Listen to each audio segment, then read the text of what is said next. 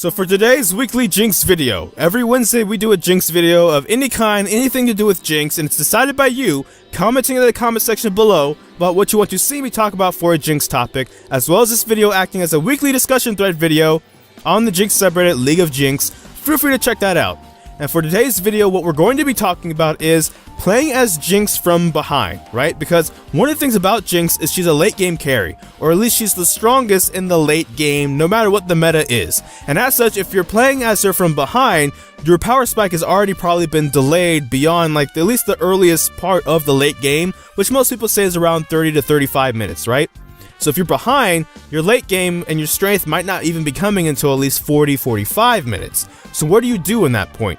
First and foremost, identify why it is you are behind. Is it you specifically, or is it your team? Because if it's you specifically, for example, dying a lot in lane or something like that, then you need to first and foremost minimize your deaths. If you're dying a lot to the enemy bot lane at this point, they're going to start snowballing off of you, getting levels on you, and just being able to kill you easier and more easier. Even if you're not worth a lot of gold, just taking you off the map allows them to do more on the map with their team. So you just need to start minimizing your deaths with more vision, which kind of seems common knowledge, but at the same time might not be, depending on where you're warding, because maybe you're not warding in the right spots to prevent yourself from getting killed over and over, despite the fact that you actually are trying.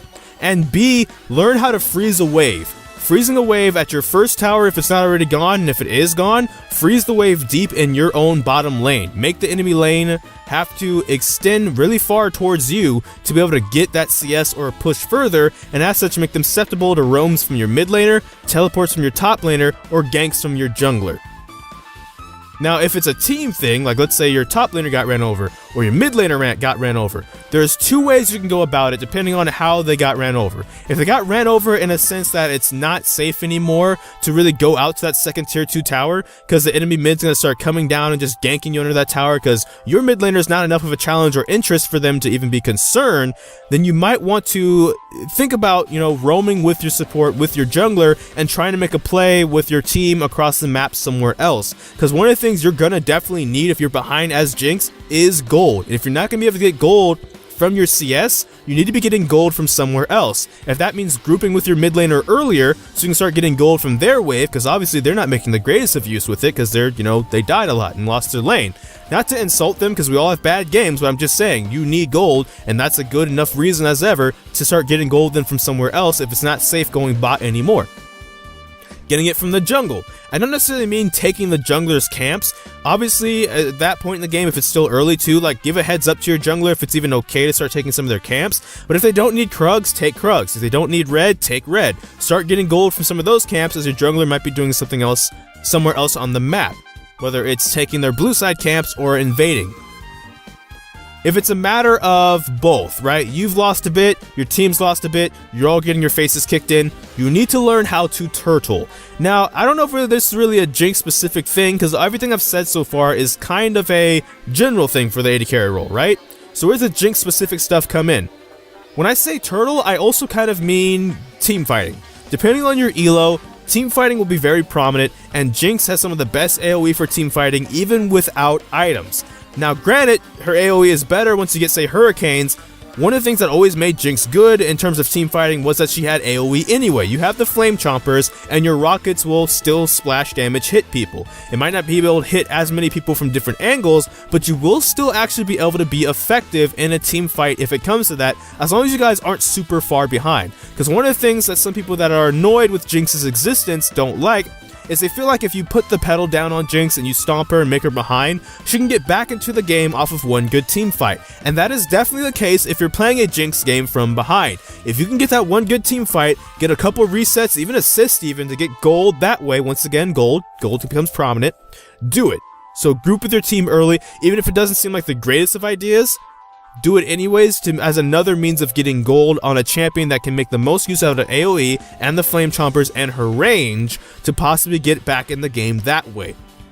Because I'm pretty sure we've all had games on Jinx or period where maybe we've lost like the entirety of the bot lane but we end up winning the game, maybe through top lane or through mid lane. And that comes down to team fighting. We know how to position, we just didn't know how to handle laning phase maybe well against a particular matchup bot lane, or we got camped by the enemy jungler, or the enemy jungler actually, we were doing fine bot lane, but they screwed us over in one good gank that they got, and that just ruined us for the rest of the laning phase.